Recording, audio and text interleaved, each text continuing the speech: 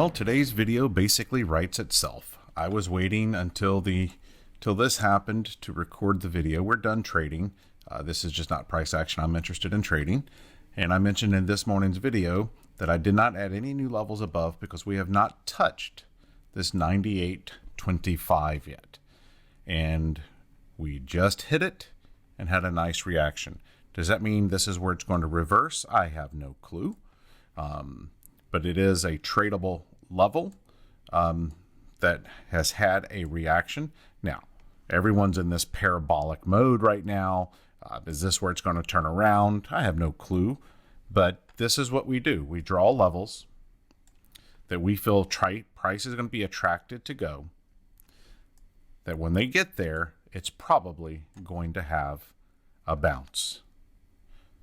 So if you want to learn how to draw these levels, check us out at MicrosTrader.com. Stay green, my friends, and to learn more about our group, go to MicrosTrader.com.